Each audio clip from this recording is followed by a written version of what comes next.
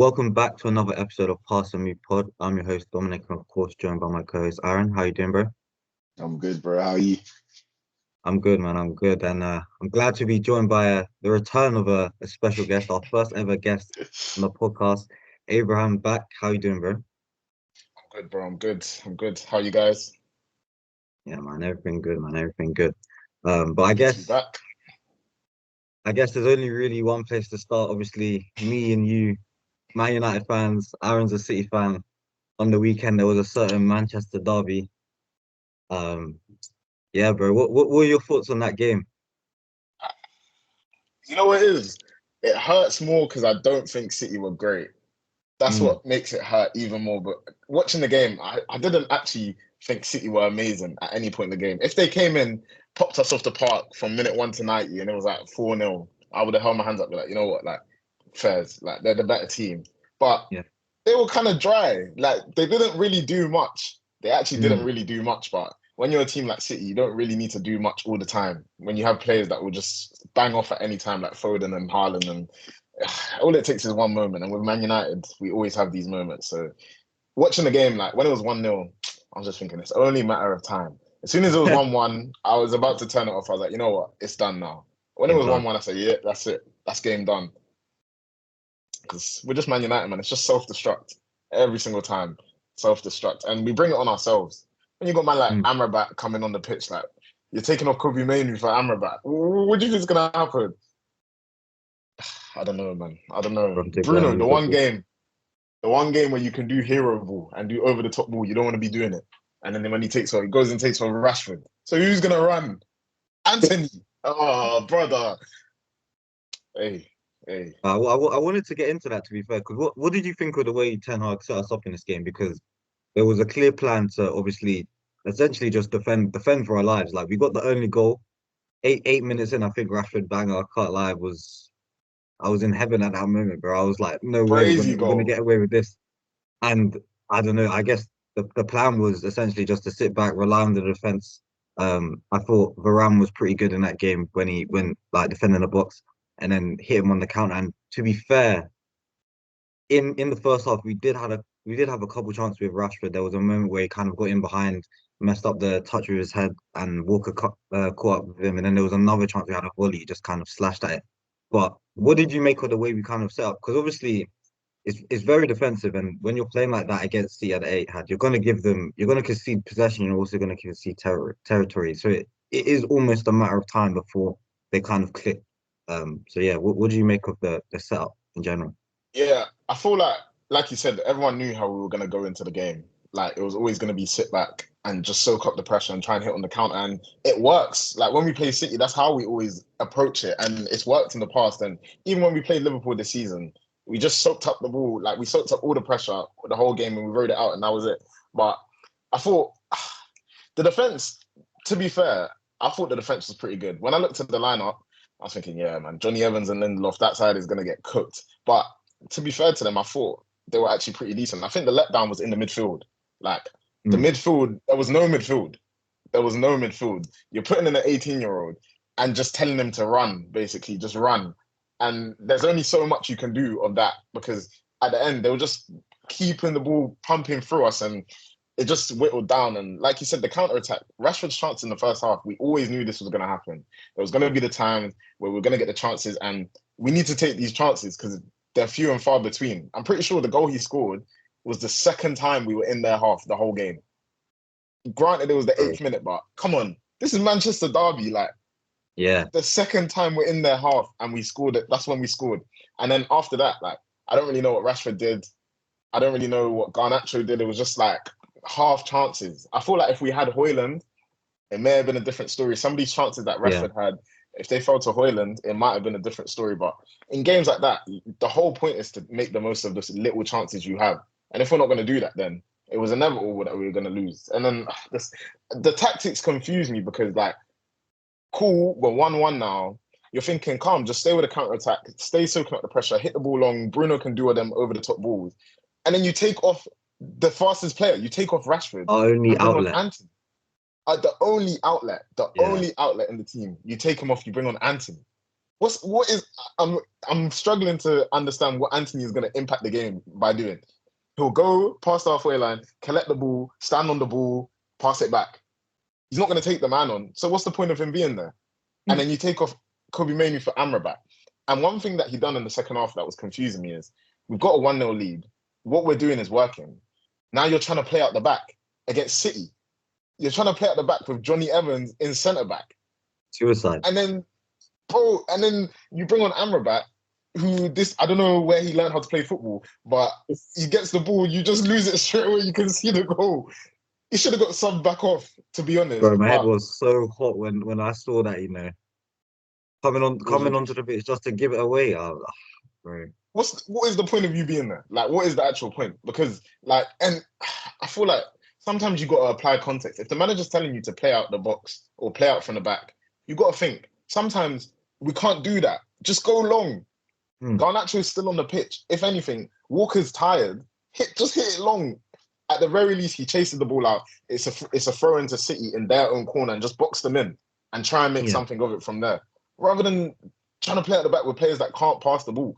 Casemiro don't know what a half turn is. He will stand flat, receive the ball, and then you're doing this and you'll lose the ball and then you'll foul. I don't know, man. I don't know. We were nearly onto something, but again, we're our own worst enemy at the end of the day. We're our own worst enemy. So it was always bound to happen. As soon as the equaliser, I was like, yeah. And I'd have to agree. We are our own worst enemy, to be honest. And I think a lot of that obviously comes down to the manager, Ten Hag. What have you made of Man United this season? Obviously, the last time we had you on was Arsenal at the beginning of the season. It was a rough start, but we were optimistic that things would kind of come together. It's not really happened like that. And now this week we've been seeing we've been linked to every manager under the sun, bro. Like every manager that is even thinking of a move has been linked to Man United. So yeah, what do you think of Ten Hag? Would you give him another year at the end of this season? What do you say? When I saw Southgate, that's when I knew we were cooked. I saw Southgate links. I said, nah. That was too far. Said, nah. I said, are we that far gone? But yeah, with Ten Hag, I made a TikTok video about this yesterday, and there's people trying to argue with me in the comments. They're trying to compare Ten Hag with Arteta and saying, look at Arteta, he finished 8th. You have to give him time. But the thing I said is, what is our style of play? If Ten Hag came in and we saw we were trying to do something, granted, we've had injuries, we've had important injuries, which is fair enough. But look at teams like, I use Liverpool as an example, but even though Klopp's been there for years, it's different. They have a style of play. These men were bringing on 18-year-olds in a cup final and still were able to fit in and play the way they needed to play. And Klopp is a loose example because obviously he's been there for so long. But look at someone like Ange. At one point, their whole back four was injured. But the players that came in still know what they're doing when they come on the pitch. Exactly. The way they play didn't change at all. Bro, so I'm thinking, when it comes to Man United, what are we doing in training? Like, because they'll post the training clips on Insta, they'll say, oh yeah, we're getting ready for what are we doing? I don't understand. They're just running, bro. That's why I have so many muscle injuries. What's happened to Mount? What's happened to Malacia? All they're doing is running and training, bro. Where are these people? Like, I really don't get it. Because when I watch the game, sometimes I'll watch a game, yeah, and I'll think, cool, let me be unbiased. Let me just watch and see what we're trying to do and see if there's something that we're trying to do. And there's nothing. And thank God Kobe Manu came into this team this season. Because if he was not here, as Man United, why should our best player be an 18-year-old? It's embarrassing. Manchester United, it's embarrassing. I'm having to defend myself against guys like Aaron telling me, oh, Man United, da da da da da. What can I say? What can I say? Bro, an 18-year-old is our best player. So as you're asking, back to Ten Hag, I don't know. For me, I think it's time. But at the same time, I feel like things start at the top. And I didn't really realize that until we replaced who was at the top. And looking at this guy, he's a serious man. Where Sir Jim, he's coming, brought this guy from Newcastle, this guy from this club, this guy. So he means business. So I feel like, I don't know, maybe one more season, just to see if now that you've got some sort of direction or someone that can help with the direction, can you bring something different? Because at the end of the day, he wasn't brought to Man United for no reason. Like Yeah, we saw what he could do before, and it was the same thing with all the other managers that have come. Like they weren't bums that came in. So it's like yeah, maybe now that something's changed above, we might see a difference on the pitch because it all trickles down. It's all a trickle down. Like it's all it has an effect. So in my heart, I think he should go. In my head, mm, I feel like maybe a little more time because, like you said, the injuries. We've had important players injured, like players he signed.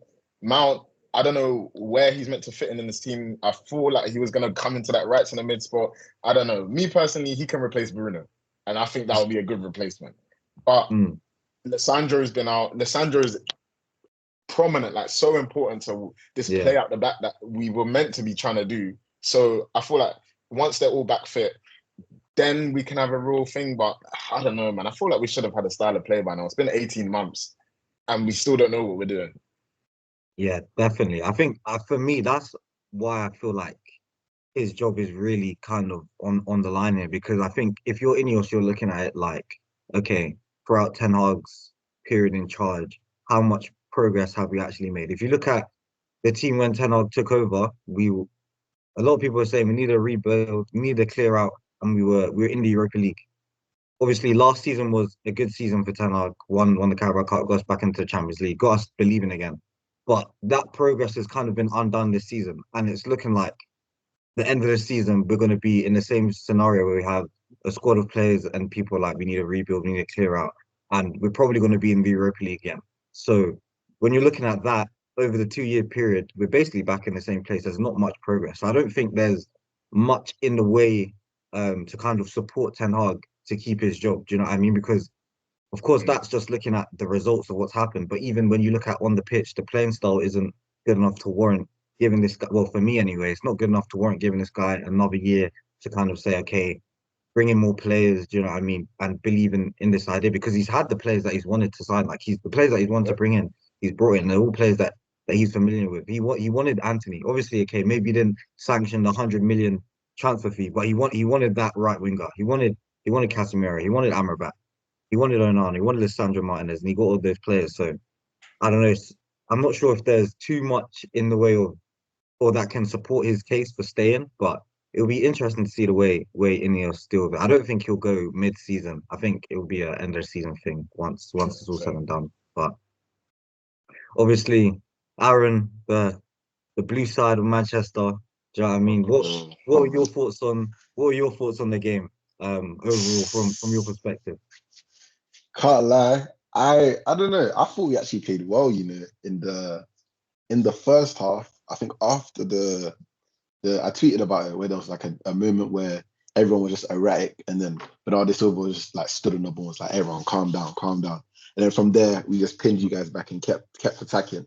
From then I think we played well. And I tweeted normally I think we played bad this season, but I tweeted at halftime, I was like, I think this first half's actually been good. Like I think if we keep going like this, like the goals will come eventually. Like we had a massive chance where I think Rodri chips it over to Foden and he heads it across to Haaland. And Oh, Haaland you from should have like scored that, two yeah. centimeters out puts it over the bar. Like things like that. It's just like there's nothing you can do. I think Foden also had another chance as well where he got put one on one. I think De Bruyne puts him one on one, and he just I don't know. Like I think he tries to like half take it around doing Nana and just like fluff the chance. But I don't know. I thought we played well actually, and then I don't know. I feel like this game kind of like I don't want to be too dramatic, but I feel like this game was really like a passing of the torch moment from Foden, in terms of from KDB to Foden, because I think I'm not sure exactly who it was, but I know Camboala, your young centre that came on. I don't know who he came on for, but I remember him coming on. And then when he does come on, uh, I think this is after the first goal. Um, he comes on and goes right back, and then Dallo goes over to left back. So it's Dallo and Foden, and then on the other side, Doku comes off around like 60th minute for Alvarez. So it's kind of there's not really like a set left winger in this like situation. It's just kind of like interchanging, which has been happening over like the last 2, 3, 4 weeks maybe. And it's a situation where I think Bernardo Silva's on the left wing and Alvarez inside, KDB inside, and Foden right wing. And then when Dalio comes over, they just switch it. So Foden goes over to the 10 on the left side, KDB goes over to the left wing, and then Bernardo comes right side, Alvarez in the 10 on the right side. And it just becomes like, I don't know. I feel like that sort of thing of KDB playing centrally, so Foden has to play on the wing. This game was kind of like that like last 25 minutes was kind of like a passing of the torch moment where you're seeing now like KDB's on the wing. I don't think he had his best game, but Foden then is playing in the 10 and having like his best game. Do you know what I mean? You see for the second goal where it's just like KDB feeds it into him, plays a nice 1-2 with Alvarez, glides past Casemiro and just slots it. Like, I don't know. To me, that felt like a significant thing of like, you've got KDB here, you've got Haaland here, you've got Rodri who played well as well. But I don't know. It felt like this was like the moment of like winning a Manchester derby practically by yourself because of two basically moments of brilliance. Like, I don't know. I feel like that's sort of, I'd say that's a bit like significant in terms of like going forwards. Like, I wouldn't be surprised if we start seeing something more like that, especially with Grealish being out and now Doku out as well. I wouldn't be surprised if you start seeing maybe KDB getting pushed out wider and Foden playing in there instead or something like that. But yeah, overall, I thought we played well. I was really impressed with Dallo as well. I've been saying it a lot recently. I think Dallo for you guys is really, really good. Probably your player of the season. I thought Rashford, obviously amazing goal, but I don't know. I thought it was a bit harsh to take him off. And I think I said it before, but it's like a thing where he'll be playing all right and you guys will be looking to win a game. And then Ten Hag will just sub him off for Anthony. And I'm just like, I don't get it because he's your best, like when he's on it, he's your best player in my opinion. And he's someone who's like your main goal threat. Do you know what I mean? Obviously you got Højlund now, but in general, he's like your main like sort of goal source. And it feels like to me, like when you're trying to win a game, especially when he's already scored in, like why would you then take him off for Anthony? I don't know. To me, it doesn't really make a lot of sense. But you know, I mean, I'm not complaining it. I want to win the game. Do you know what I mean?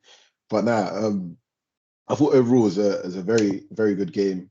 I think for the first goal, I think Ake could have done better. I think Kyle Walker definitely could have done better. But I think after that, Kyle Walker then went on to have a pretty good game against Rashford. I think he handled him quite well. I wouldn't say Rashford played great either, but I think he done what he needed to do. You know what I mean? But yeah, no real complaints from me. Obviously, great to win a derby, but bro, I was not optimistic, and yeah, maybe I'm wrong. Maybe I need to have more faith in the team and in Pep because boy, I was not optimistic. I was saying it's a 1-1 draw coming, and when that first goal went in, my heart dropped, man. My heart dropped. But fair enough, man.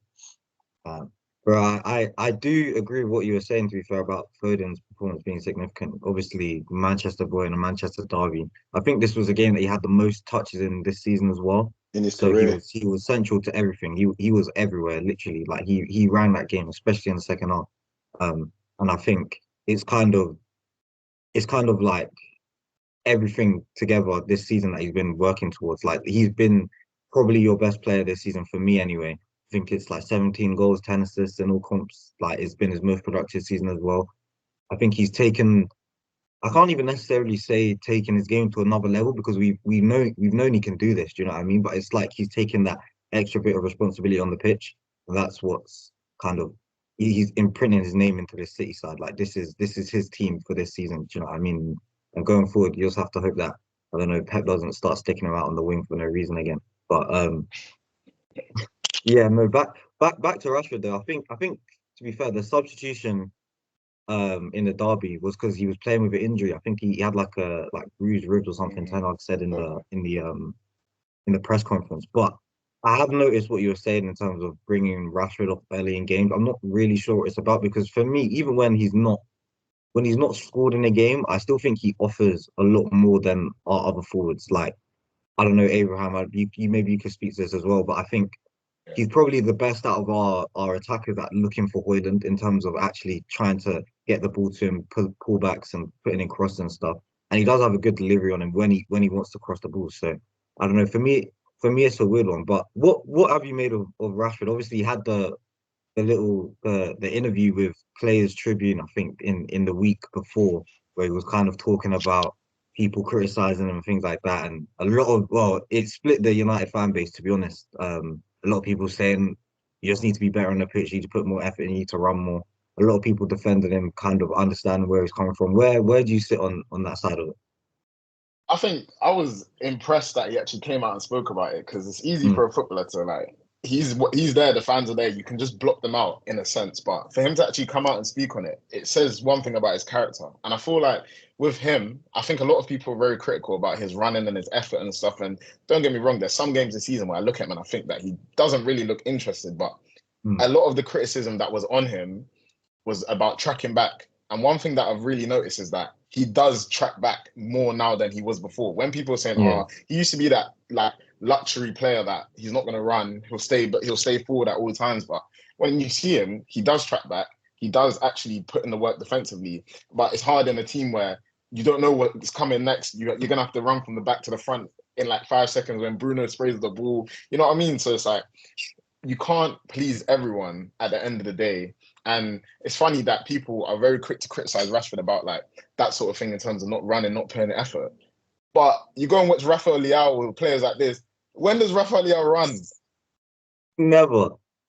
When does that guy does not run? But people go and look at clips on Twitter. They'll say, "Oh, this guy, we need to bring him to Man United. He needs to replace Mm, Rashford, top three wingers in the whatever." So it's like I feel like because he's Rashford and because he's Man United, he's under the microscope so much because similar to Foden, he's Manchester boy, come through the mm, academy, broke into the first team, star boy sort of thing. So it's like you're never gonna please anyone when you're in that sort of position. And it's like you said, there's games this season where he does find Hoyland the most. Like there'll be cutbacks and stuff like that. And I feel like a lot of the things you see where people say like his character's not great, it's frustration.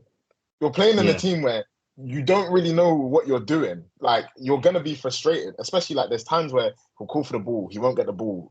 Of course, you're gonna be frustrated because as yeah, soon as he gets on the ball, he's looking up and he wants to make an impact straight away. Compared to someone like Garnacho, which I like Garnacho. I think he's doing something for the team, but it's like Garnacho's a very get the ball, get your head down and run and not really think about what you're going to do after. He's more like, let me get there first and then I'll think about it. Whereas Rashford, he'll get the ball, he'll size up the man, he'll think about what he's going to do before he actually does it, which is more productive for a team. And I feel like when Shaw was back for the 3 games or whatever he was back, we could mm, see that Rashford and Shaw that was before, it was back and it helps him. Like I think people underestimate that like related relationship and partnership between the winger and the fullback. Like yeah, if when Rashford and Shaw last season, bro, when they're combining, it makes sense. mm, And it was making Rashford be able to like get into different positions because Shaw can put the ball into the box. Shaw can do all these yeah. things.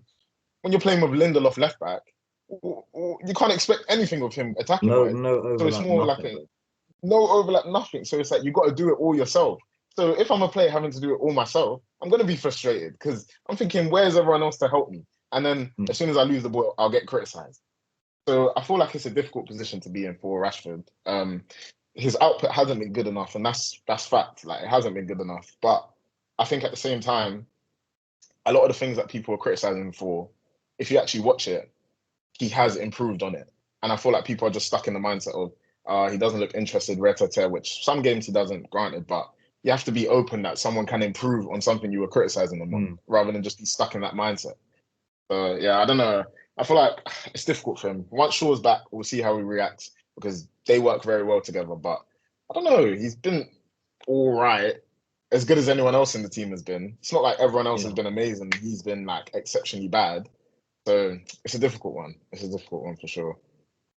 yeah. No, that's that. I'd agree with that, to be honest. I think the criticism on Rashford, to be honest, it's been over the top. Like I don't think he's been like miles worse than anybody else in the team. I don't think he's been miles better, but like it's a bad situation for everybody right now. He's just one of the players going through a tough moment.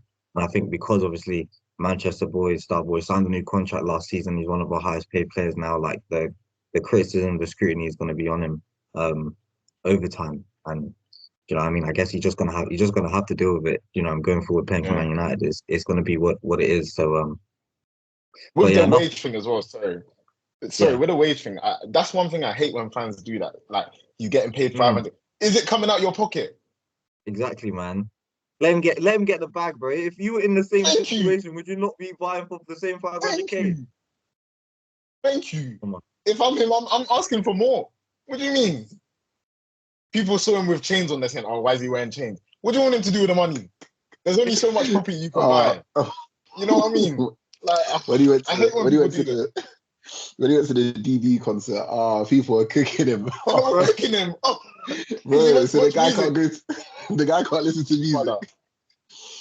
You can only Heartbroken, bro. listen to music if your team's Can't winning, celebrate his bro. birthday. I lie.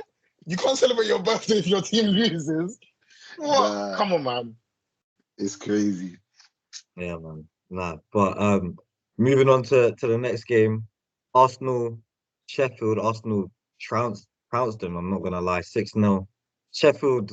I've I've not seen a team look this relegated in while they're still in the Premier League in years. To be honest, this is. Bro, I mean, Arsenal just had their way with him. I think what Odegaard. I think it was like 4-0 inside 25 minutes. 5-0 by half time.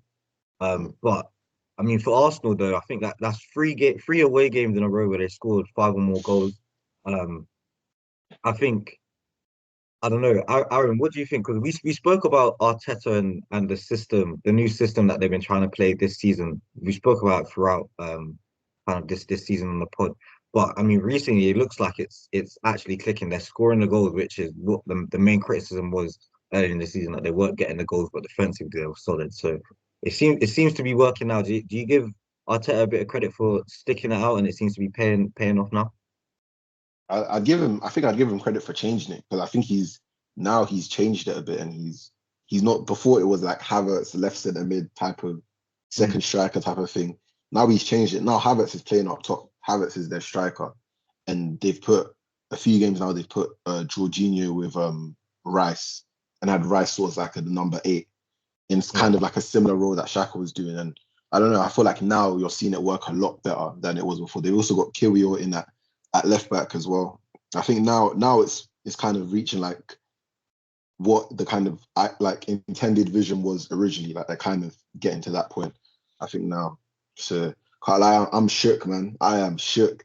Part of me wants to see them crash out to Porto because it would just be funny. But another part of me, like the real wanting to me wanting to win the league, like bro, I can't let that happen. I need them to play every minute possible.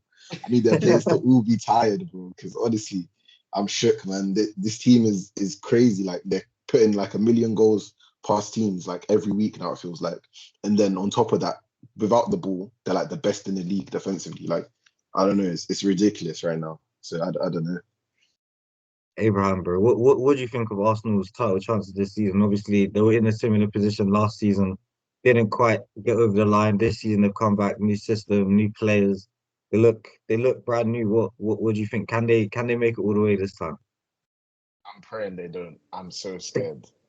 I'm so scared. For my sanity and the sanity of every football fan in the UK that's not an Arsenal fan, Mm, I'm praying because they are so good. It's scary. It's actually mm, scary. And up until maybe like a month, 2 months ago, I was kind of weighing up whether they were better this season than last season because they were dropping some points and there was some games where it was like you're thinking like, why are you doing this? But now I feel like they've clicked into that other gear, which they weren't doing last season. And that's what I think the difference is now. Now that they've gone mm. through last season and they've been able to come out the other side and get better, it's long. It's long for the league.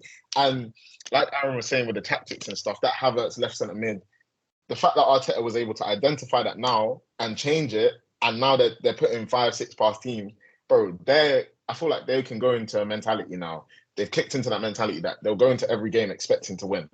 And as Mm. soon as you're in that mentality, it's hard to get out of it. I don't see them dropping points to unless they got to play City again. Did they play Liverpool again or they play Liverpool twice? Yeah, play Liverpool twice. They got City Yeah, again. Yeah. they've got So they us got City again. 31st. And I can't lie. They might just beat City. I think if they beat City, that's the league done. I think they win it. If Mm, they beat City, they win it. Because like people were saying, and I heard Thierry Henry say it the other day about everyone was complaining they need a striker. Da, da, da, da, da. What they really need to do is start putting away their chances. And right mm, now, they're clinical. And that's what you need to be as a team in a title race. Like we said with City, like all they needed was one chance. Because they've got the world-class players, all they needed was one chance and they scored. So it's like I even saw a picture today of their positioning in that Sheffield United game, and it was like 5-0 up, and Saliba and Gabriel were like in the opposition's half, like halfway in, and I'm thinking these are actually like destroying teams. Like this is Yeah, domination that we were only seeing City do. Because like even when mm, Liverpool were in and around the title race, like they weren't dominating like that. And what Arsenal are doing now is like they're crushing teams. They're literally crushing teams. Like they yeah, squeezed Sheffield United off the pitch. They should have scored, maybe they could have scored 10 if they really wanted to. mm, So it's like performances like that. And when you're not only doing it against, it's easy to do it against Sheffield United, but they're doing it against a West Ham. West Ham ain't bad. Like, yeah. and now the confidence that they're building, if they can carry it on and carry it on, it's only going to get better for them. And I feel like they can really do something this season. Like, I feel like whether they win the league depends on the other two teams. I think they'll do whatever they need to do. Mm. Whether the other two teams drop off, that's what will determine. Mm. Nah, interesting. I think, yeah, I agree. I think Arsenal right now are it's like they're picking up pace at the right time. Do you know what I mean? Like as we're coming into the run and this is when they're starting to show themselves. And I think individuals are starting to step up as well. Like Odegaard for me, someone in the last few weeks has been incredible. I think at the beginning of the season he was okay, he was decent, but I think the last couple of weeks he's elevated his game. Like he's everywhere in first phase, second phase, in the final third, coming in with goals and assists like it was last season. He's leading the press like he's literally everywhere on the pitch, affecting the game in all sorts of ways. Saka, I think, as well, has elevated his performances. He was always putting in numbers throughout this season. To be fair, even at the beginning of the season, when I don't think he was playing as well as he was last season, but I think now he's putting the performances in with the stats, and it's looking scary. Havertz as well is chipping in with goals. Like it's Arsenal are looking like a problem. But of course, Aaron, you mentioned Porto. 1-0 down from their game in the first leg. Porto come to the Emirates next week. What do you think? Do you think they have enough to do it? I mean, if you go by the league, they've been crushing everyone. It should be another formality. But I mean, the way Porto's set up, it's defensive, it's structured. Like Arsenal struggled to break that down in the first leg. It's not going to be as easy to come to the Emirates and play like that, especially Arsenal going to be at home, going to have the home fans backing them. But yeah, what do you think of the second leg in that tie? Bro, I watched Porto play. Um, I watched Porto play against Benfica in was it midweek? Nah, at the weekend. Sorry. And they beat Benfica 5-0, that destroyed them. And I don't know. Mm, I feel like it could be tricky for Arsenal. Not gonna lie, because some of their wide players like Galeno, who scored in the reverse fixture, and then Conceição as well, another winger. I don't know. They've got some really tricky players. They've also got Varela and DM as well, who played really well against Arsenal in their last game. So I don't know. I feel like it could be something. I don't think it will end up being a thing though, because at the Emirates as well, I feel like it's something Arsenal will deal with. I would predict like a 3-1 to Arsenal or something like that. But I wouldn't be surprised, and I'm gonna be hate watching, definitely. I'm gonna be a Porto fan that day. I'm gonna be backing them. For life. Yeah, I need to see that. But nah, I think like probably a 3-1 to Arsenal is what's gonna happen. But then again, when they played Sporting, who I'd argue Sporting back then are worse than Porto are now. They lost to Sporting at home. Do you know what I mean? They got knocked out. So I don't know. We're gonna see. Either way, we're gonna see next week what happens. Yeah. yeah, it'll be interesting. Arsenal don't often go behind. Normally they score and they keep scoring. So and they're going to be behind from the start here. So it's going to be interesting to see how they Yeah. react, how they go into that game. But moving on to the third team in the title race, Liverpool 1-0 win over Nottingham Forest, 90th minute. Did you guys see the kind of controversy with the drop ball stuff kind of leading up to that goal before? What did Yeah. you think of it, Abraham?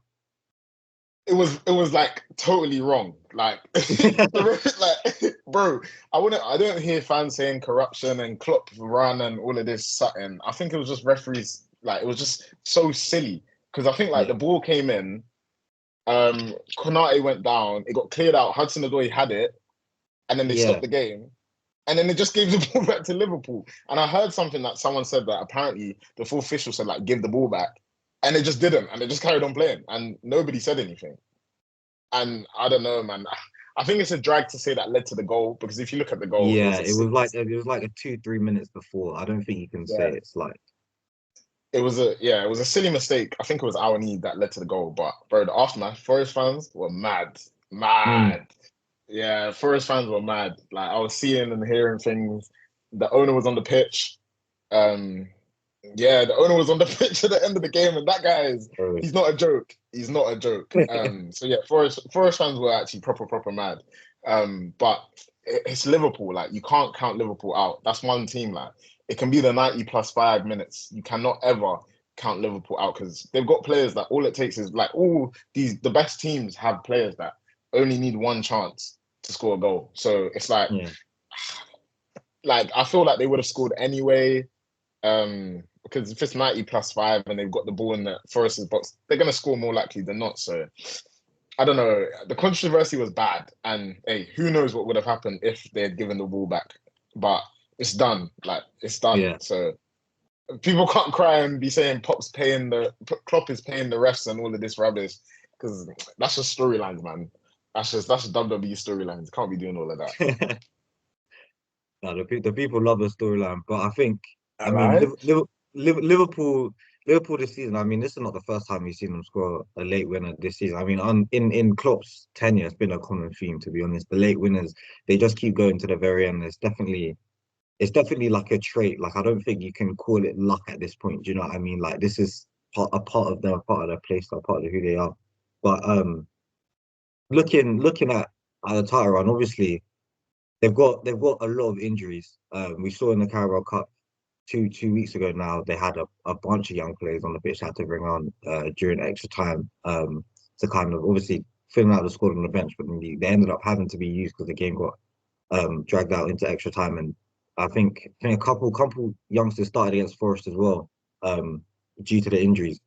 Aaron, bro, what do you think? Do you think this is something that is gonna slow them down in the title race? Obviously, I think Salah's out, Trent's out right now, Alisson's out for a while. They're having to rely on younger players. Do you think this is something that is going to be a problem for them, or not really? I think it will be, I think Mm, it will be. I think when you look at, for example, one big one, I think it was against Arsenal. I think Arsenal, yeah, when Darwin was injured, so I don't think he started. And when you look at their attack specifically without like Nunes and Salah, it's so bad. Like it's just so like stable. Like there's no threat in behind. There's no like creativity there. Like I don't know. It just it feels like there's nothing really there. And I don't know. I think with these injuries, when you have to rely on Kelleher instead of Allison, I mm. think I don't know. I feel like it might be too much for them right now. I know Trent's not playing on the weekend as well, but I feel like they can. I feel like they can low key do without Trent. Like Conor Bradley's been they'll solid yeah in like in replacement. So yeah I thought they'll be all right. But when it comes to like the actual, also I think Curtis Jones is out as well, if I yeah, remember correctly. Yeah, I think that's another big one. So I don't know. It feels like it might be a lot and it might slow them down. But when you look at who they're playing, apart from like us, I've always been kind of confident in their like their upcoming fixtures. Doesn't seem like it's something they'll struggle too much with. You know what I mean? It feels like maybe they'll have a rough game and then just win like 2-0 in the last few minutes. So I don't know. I think it will catch up to them, but I also wouldn't be surprised if it didn't. Like if they kept going and then Salah comes back and just like they keep going. But we'll have to wait and see, I guess.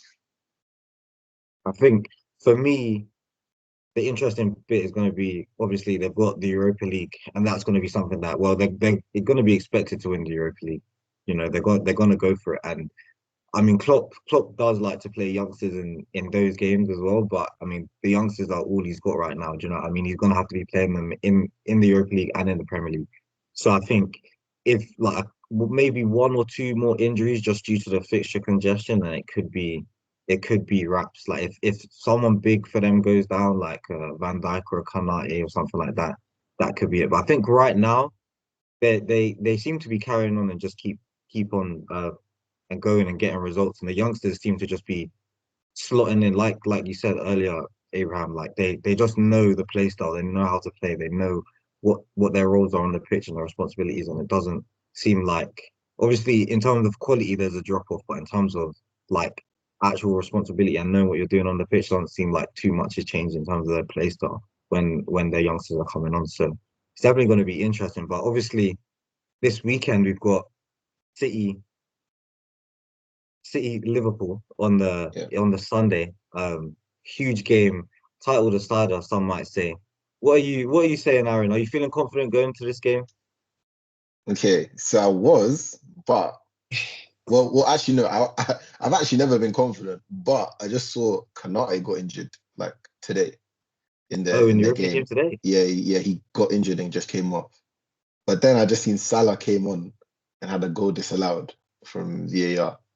So that I don't know, that kind of evens it out, I guess, because if Salah's back, that's not good. I thought Salah was gonna maybe get rushed back or maybe have to come off the bench.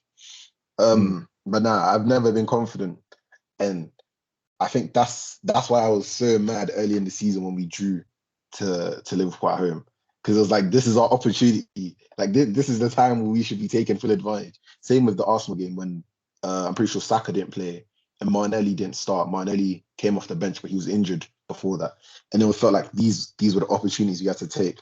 So nah, I don't think I'm not too confident. But I don't know if you guys have seen the Trent comments recently.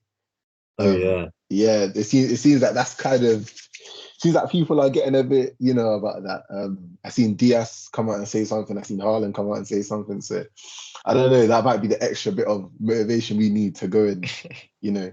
So nah, I'm not too confident, but I could definitely see like a 2-2 draw. That's something I could see, like a 2-2 draw. I wouldn't say, You guys always have those 2-2s, man. I feel yeah, like a couple of seasons ago it was like 2-2 every game you guys are playing. Every game, every game. yeah. That I remember that season, and then in the cup they beat us, I think 3-2 in the Mm. FA Cup. I remember. Yeah, and I'd say a 2-2 draw is what I'd predict. But really, I personally want to see like a heavy like 3-0 away from home. I want to see something like that because it's been a You while. It's serious? been a You while serious? since you. It's been a while. Last time we did that, there was no fans in the stadium. That's the last time we did that. We beat them 4-0 and 4-1 away from home, and there was no fans. But I want to see a heavy defeat. A heavy defeat. That'll be good for the. Anfield's gonna be rocking though on the weekend, so I don't know. The So I'm fans are saying this. definitely gonna be there and they're gonna be making themselves known. Do you know what I mean? So, Yeah, this is but gonna be the last Klopp and Pep meeting ever. So unless yeah, I don't, are they still in the cup? I'm not sure if they're still in the cup. well, in the FA Cup, yeah, they got us in the FA Cup. So Oh, okay, yeah. So there's still a chance of that, but in terms of the league, Wait, this is like the they got us. yeah. yeah, bro. Oh, man. Yeah, bro. We got Liverpool FA Cup, and then 2 weeks later we got them in the league. Both at Old Trafford, Ooh. though, thankfully. But yeah, You know man. what? We've held them to a draw. We'll see what we can do. You can't draw God. in the cup, though, bro. You You can't can't join draw in the the cup. cup. Yeah, no, yeah, that's true. Only God, only God, only God. Man. Ah, Abraham, what are you saying about City Pool on the weekend? Who do you think's got the upper hand coming into this game? I would definitely say City have got the upper hand, just because they've come off Manchester Derby win, big win. They're building some momentum at the moment. Liverpool, though, spirit seems to be high over there at the moment, and with all the youngsters coming through, everything, it all seems to be positive coming out of Liverpool right now. And I know Salah came on today, like you said. Szoboszlai came on today as well. Um, what's it called? McAllister's been playing well the last few weeks. I'm pretty sure he scored and got an assist today or something like that. So they have players that are in form. Connor Bradley's in form at the moment as well. So it's like it's gonna be difficult. I feel like it will come down to whether City. It'll come down to how Pep wants to set up. Really, I think if Pep wants to do nonsense and do Foden out wide and try and do all of that, then it might go Liverpool's way because City have been susceptible to counter attacks over the last few weeks, and all it takes is we saw it in that game, like I said a couple of years ago, bro. One ball over the top, Salah in behind, it could be long. So I predict a draw as well. I want a high scoring game because I feel like those games when they're high scoring are some of the best games. It'll be one of the best games of the season. Um, but I feel like if Liverpool have come in with some of their players back, Salah starting, um, Szoboszlai starting, it could be tough. It could be tough. I don't know, man. I'm feeling like a draw right now. I'm feeling like a draw, but I feel like if anyone was going to win it, it'd be City. Yeah, I think City might nick it. Well, not nick it, but I think it'll be. I think I don't know. Do you know what it is? Yeah, with Pep, you never know in it. But I feel like after Phil Foden's performance in the Manchester derby, like that's a bit like we spoke about on the pod. Phil Foden obviously got the hat trick against Brentford from from the 10, and he was out wide again. But that was a big performance in a big game. I feel like it would only make sense for Pep to trust him again on the weekend in a similar type of role. And I think that could be the difference maker. I could see I'm feeling like a 2-1 win for City, but we'll see. We'll see. Moving on, Chelsea drew 2-2 with Brentford. Another disappointing result for Chelsea after being 1-0 up in that game. Nico Jackson gave him the lead. Um, it's obviously been a disappointing season for Chelsea, been a disappointing season for Poch. Lost the Carabao Cup final to Liverpool as well a couple of weeks ago. Aaron, what do you make of Poch as a manager overall from what you've seen from Chelsea this season? I don't think he's good, man. I really don't think he's good. I can't lie. I've been so baffled at some of the things I'm seeing, bro. I do not think he's good. Um, yeah, yeah. I don't know because in preseason, I remember watching like this Premier League Summer Series thing, or whatever it was, and I watched that and I was like, oh, this is quite good, whatever. And then it came to the actual league, and it feels like I've not seen anything good. Like it feels like I've just been seeing players misprofiled left, right, front, center. I'm seeing like Caicedo by himself against like the most devastating of teams, like for example against Liverpool. Like I'm seeing Caicedo in the middle by himself. I don't know. I don't really see it. Not gonna lie. It's a bit of a tough one because I don't know if I would say sack him, but what he's shown so far is something I'd say is worthy of a sacking. Do you know what I mean? Only reason Mm. I'd say maybe don't sack him is because obviously they just had Lampard and Potter like not even long ago. So you're just flicking through managers again. Like, what's the point? But if I don't know, like say this was like maybe his second season, whatever, or this is just like what you're showing me this season, I would be like, nah, I think he has to go. I'm not impressed at all, like especially with the amount of new signings they have, the amount of players. Like I feel like they have quality in some areas. They have Gusto, he's been good. Reece James obviously injured. Um, they've got Cole Palmer, he's been like their main man this season. I don't know. I thought they have a bit of quality, and it's just like it doesn't seem to be like he's making the most of it. I don't know. It's a bit weird. It's a bit of a weird one to me, especially because of like the spending and like the sacking of previous managers. Like all that context makes it a bit weird. But to me, I've not been too impressed with Poch, man. I don't know. What do you think of him, Abraham? Any different, or is it more the same? I kind of agree. I think like there's been some players that like individually have been improving, but as a team, you just watch them and you think like, what's happening? Like it'll be a Cole Palmer masterclass that will get them a win, or like a lucky goal or something. But when you just look at the names in the team, like it's such a big group of different players. It was never going to work for Poch. We saw what happened when he went to PSG. He couldn't deal with it. Like, and if the manager ain't got a hold of the dressing room, you're never going to succeed anyway. And it seems like at Chelsea, like they just don't really care. It really looks like they don't care when they're playing. Like I don't know what it is. Like there's so much chopping and changing in the team. They don't really have a set starting 11. Like they've got one player will get injured and another player will get injured. Like, but then when you look at the range of age in the team, like you have players like Sterling who can't get in the starting 11. And then you have, I even forgot they got Mudryk. Mudryk's there, Madueke's there, Cole Palmer's there, and then they'll play a five back and two strikers. You've got three wingers on the bench who you Mm. signed for a combined like 200 mil, and then you're not going to play none of them. Then you're going to bring Ben Chilwell and play in left wing. You're going to play Cole left back, and then send Matson on loan. Like nothing at the club makes sense. Like I don't know, the manager. I feel like the communication between the manager and the owner just isn't there. And I don't. I also don't think it's a Poch thing necessarily. I feel like in any club in any situation, if an owner is signing their own players and a manager's not getting the players they want, it's never going to work because you can't shoehorn a player into the type of player you want to play if that's not what they're good at. So until there's some sort of communication, because it seems like at the moment the owner is just seeing whatever he wants and buying it, even though it don't make sense. And then Chelsea with the 200 and whatever billion or whatever they spend, you look at their bench, they've got how many academy players? Like Yeah. this shouldn't be happening. This shouldn't be Mm. happening. Granted, their injury list is crazy. Like they've got a really bad injury list, but if you're spending this sort of money, you're spending in preparation for injury. So you shouldn't have to put yourself in this position where it looks like you have no one. When in reality, bro, Madueke on the bench, couldn't get on in the last game. Sterling got subbed on. Mudryk got subbed on. Cucurella, 50 whatever million on the bench, didn't get subbed on. Like, this shouldn't be happening. This shouldn't be happening. I think Poch can't handle it. I think no one at the club really knows what's going on. I remember seeing things like a bit early in the season of people saying like no one trains well, like they all just it's all Yeah, just a I mess remember that. about. But that's all speculation at the end of the day. I don't think I can even feed into that too much. But it just looks like a bunch of friends. It looks like a Unicom over there.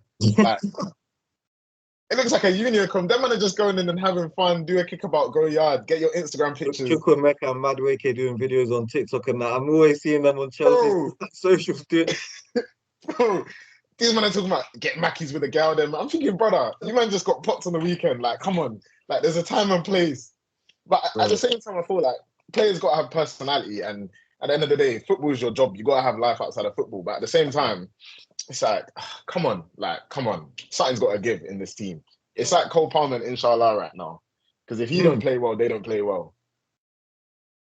yeah, no, Chelsea is a weird one because I do have a bit of sympathy for Poch because I don't think the situation he's been brought into is easy at all. Like he's come into the job last summer into a squad that's already had loads of turnover, loads of players signed under different managers and whatnot. And then I don't think even during last summer he was getting the players necessarily that he wanted. It was, as you said, the owners kind of putting on the players that they thought the club should sign. But at the same time, like I look at the football being played, I look at what they're trying to do, and it just doesn't make any sense. Like Aaron said earlier, Caicedo is often like in the middle by himself, just like no option, no help. Um, against Brentford on the weekend, they went to three at the back to try and match Brentford, and it's like when I see a manager like constantly trying to switch the tactics, the formation, it just kind of says to me that you don't necessarily know the best way to get the best out of these players. Do you know what I mean?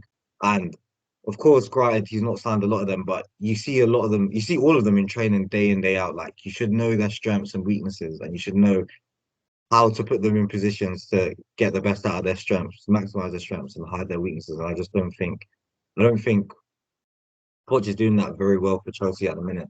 Um, and yes, it's an interesting one because I don't know if you can say sack him because I think that's also the problem with what's been going on at Chelsea at the moment is too much turnover with players and managers and too many ideas and stuff. But I don't know if you can say at the same time that you've seen enough from Poch to warrant sticking out with him and wanting to go his way because what is Poch's way for this Chelsea team? Do you know what I mean? Like you can't really tell me how they're supposed to be playing.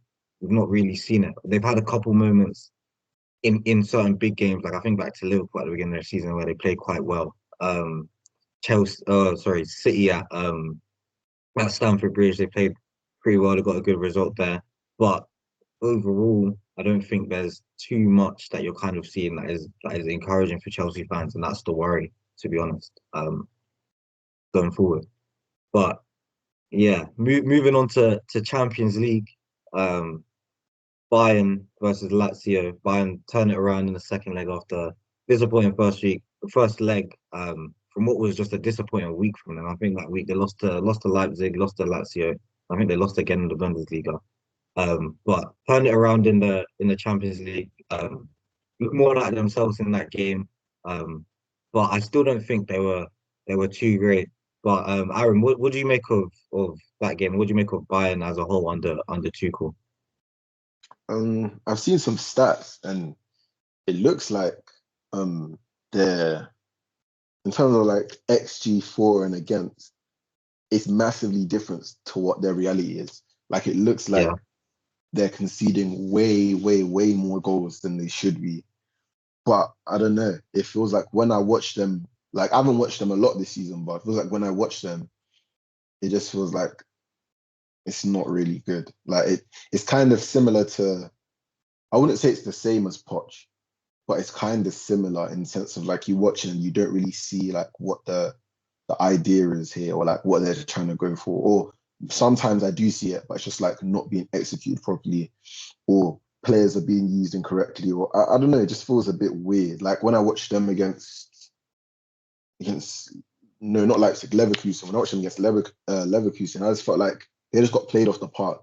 And I don't know, I kind of saw like the setup or whatever, but still, it's just like I don't know, like you watching, you're just like, like, is this really gonna work? I don't know if it ever was going to work. Do you know what I mean? You see in their last game, they played Kimmich at right back against yeah, Lazio.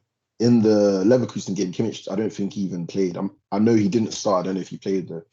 And it's just like, to me, it's like that's kind of like a bit of a indicator of what's kind of been the problem with Tuchel like throughout his career, is that like when it comes to building relationships, not just with like players, but also with like higher ups and managers and not managers, sorry, owners and like board members and stuff, it just feels like there's always been that kind of issue of like even back to PSG days or even back to Dortmund days where it's like he can't really like he's a great tactician. Like he's got the all the details, he knows what to do in this game. When it comes to in-game management or preparing to play against like a really tough team, like he'll set his team up perfectly. But it feels like when it comes to like the sort of the little like intangibles and things that, you know, it's not really like gonna be found on Football Manager, for example. Like it feels like those sorts of things is where it's always been his downfall. Like you've seen now he's saying he's gonna leave end of season. And it's just like, I don't know. Was there really from when he joined and they sacked was it Nagelsmann? Nagelsmann. From Yeah, then, has there really been an improvement? I don't know. This doesn't look like the Bayern Munich. I know that's winning like 11 league titles in a row. Do you know what I mean? It just feels like it's just I don't know. It just feels like a group of players, which is crazy to say considering they added Harry Kane to their team. Do you know what I mean? But yeah. it's the truth right now. Harry Kane went over there thinking he was gonna get a Yeah, title easy, easy. easy medal, It's bro. not sweet, Nah, man.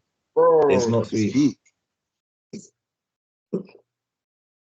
Abraham, what do you think of Bayern and Tuchel and that whole situation? Obviously, in this week that we've been linked to every manager in the world, we've also been linked to Tuchel. What do you think of him? And obviously, if he was to come into Man United, what do you think of that? I don't. Me personally, I wouldn't really want him at Man United. Like Aaron said, he's a Mm, good tactician and stuff. But when you look at Bayern's team, like that should have been a job he went into, and it would have just been formality to win the league. Like if you look at Bayern yeah, last season, they're beating teams 8-0, 9-0, like on a casual. Now, bro, they're struggling. Like they're actually struggling. They're dropping very silly points, and I think there's something to say about overcomplicating games that don't need to be overcomplicated. And I think like there's sometimes I'll watch Bayern and I think like this should be simple. Like you have the best team. Sometimes football comes down to you have the better players, and that's it. You win the mm, game because you've got Harry Kane up front. He don't need more than 3 chances to score a goal. You know what I mean? So it's like, what is going wrong behind him to warrant him not being able to score by not being able to win? And I didn't watch the Lazio game. I caught the highlights, but I remember watching the Leverkusen game. And bro, Bayern had like majority of the ball, but they just couldn't do anything with it. It's like, what's the point yeah, of having the ball if you get into the final third and you're just doing nothing? And that was the difference because when Leverkusen got the ball, every single time they had the ball, they were looking like they wanted to score. Whereas Bayern, it's like sometimes they'll get the ball and like Sane's thinking, what do I do now? Sort of thing. Or Musiala's getting the ball and thinking, I don't really know where to move with this. And it's like they've got all the players it's like all the gear and no idea. Because when it comes to being on the pitch, like you look like you don't really know what you're doing, and that shouldn't be happening, especially under Tuchel, where he knows what he wants. That's one manager. He knows what he wants, and you're gonna do what he wants you to do, sort of thing. So it's like I don't really know what's gone wrong for Bayern, but they've lost the league. I think the league's done already. I think they're what 9, 10 points behind now. 10 points Like behind, yeah. they're not going to catch up with Leverkusen. That's like that's a bad loss for a league that, like you said, 11 league titles in a row, whatever it is. Like it should have been Tuchel come in, win another trophy, stay there for a few years, and move on. But now it looks like he's broken relationships. Kimmich leaving at the end of the season. Like all these players that are buying. I'm pretty sure Muller came out a couple of weeks ago in an interview and he was saying that the players are not passionate, like they don't really know what they're doing, sort of thing. Like for the players to come out and say this when like this has never happened before.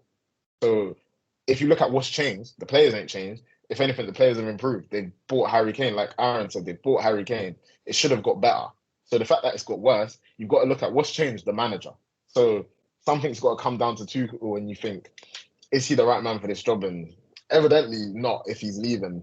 And they look to be apparently they're getting Jabi Alonso, and obviously Bayern get whatever they want in Bundesliga. So it made sense that they were eventually going to get him. But it's like, even then, like, what are you going to do? Like, what are you going to do? Because right now, Bayern, this ain't, like Aaron said, this ain't the Bayern I know. This ain't the Bayern I know Yeah, at all. definitely. But moving on to the next UCL game, Real Madrid versus Leipzig. This was an interesting game. Real Madrid scraped by in the first leg, got the 1-0 win. A wonderful goal from Brahim Diaz, and that leg was the difference. And then I don't know, coming into this game, I thought at home in the Bernabeu, like they struggled away from home.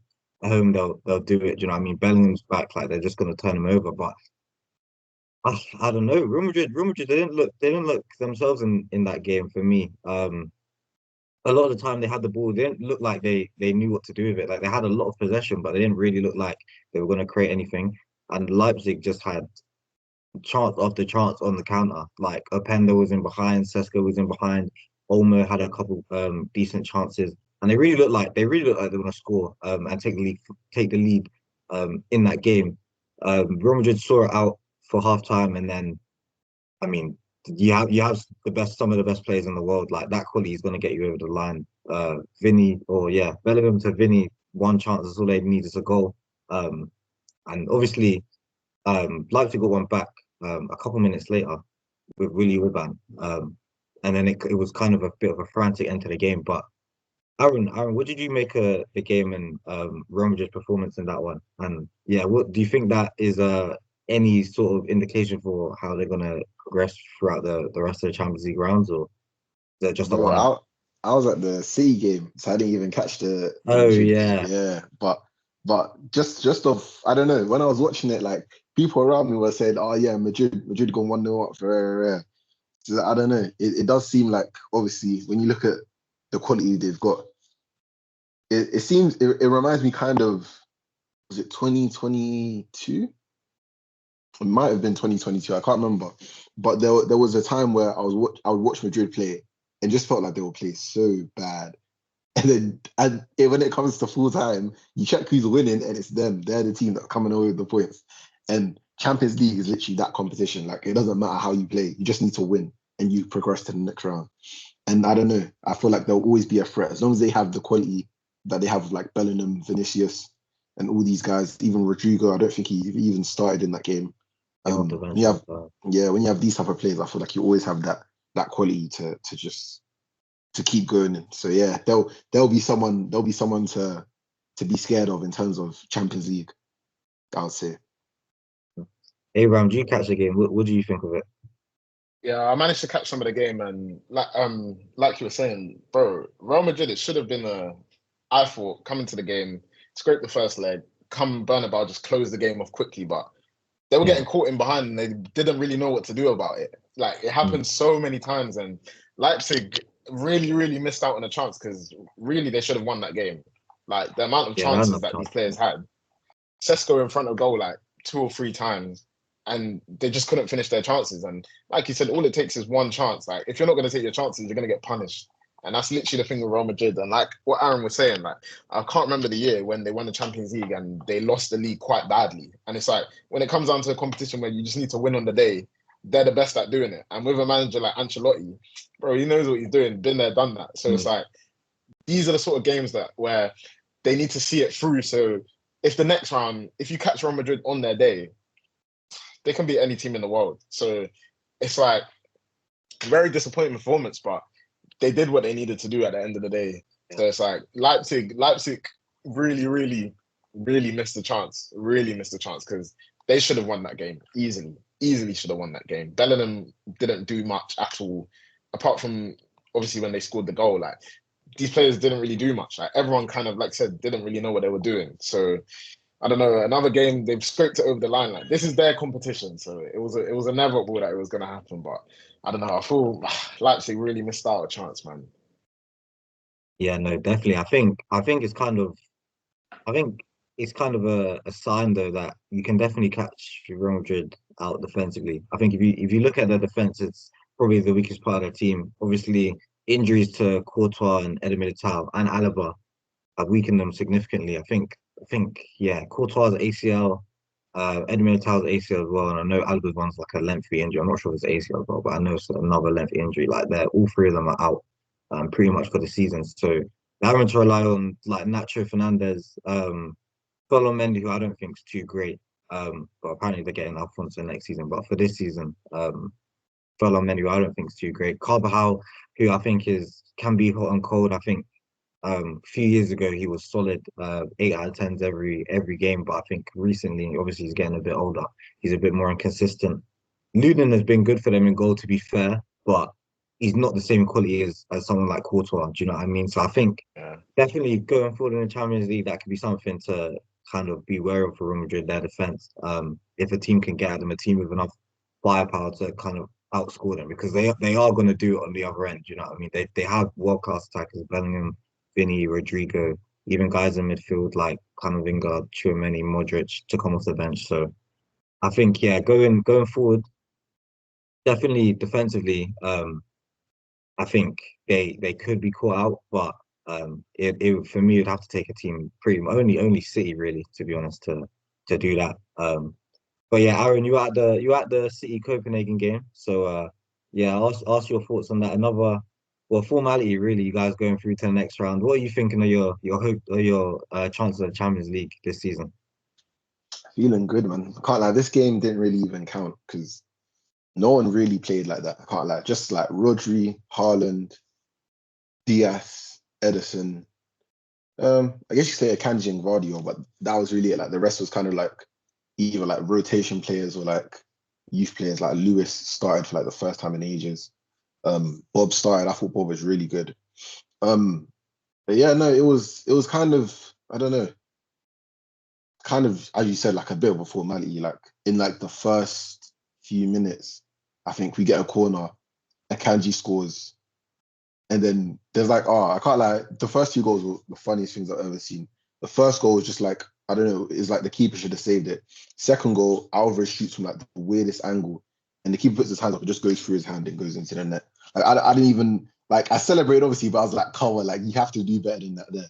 But yeah, no, I don't know. To me, it's just a bit of a, as you said, a bit of a formality. It was good to see the young players play. Like Rico Lewis, haven't seen him play in a while. Bob, haven't seen him play in a while. Nunes got a really bad like finger injury. I don't know if you've seen it, but his finger's Yeah, I basically did. broken. Yeah, really bad. But yeah, other than that, it was, as you said, pretty much a formality. I did like Kovacic's performance a lot. I think he's grown on me a bit recently. Before I was a bit critical of him, but recently he started to grow on me a bit. Like in that sort of centre mid role, he kind of allows Rodri to get up a bit more and have more of an effect in the final third while we still have someone there to cover for him. And I don't know, I feel like his end product and like his play in the final third and that isn't great, but everything in like the second sort of third, like the middle third and the beating of the press and things like that, I think he does that really well. And in this game, he played six for the second half, and yeah, it was solid to be fair. But yeah, as you said, pretty much a formality. It wasn't really too much to take away from this game, other than Alvarez playing left wing. It was something we saw a bit in the in the Manchester derby when Doku came off. Tried it again today, and yeah, I thought he did all right. I actually thought he did all right. So yeah, that's really all I can say from this game. Fair enough, fair enough. That's all we have time for on today's episode. Huge thank you again to Abraham for coming on once again. It's a pleasure. Anything you It's a want to pleasure. plug, bro, before we end out here? What's my TikTok? Still trying to push that at the moment. Olga at Olga AB42. That's a TikTok. Follow my Twitter as well because I know these people just be looking at Aaron's Twitter and thinking that's where all the football knowledge is. But trust me, come over. You'll see some gems as well. But yeah, man, Yeah, that's it really. Yeah. yeah. So thank you guys for listening once again. And until next week, we're out.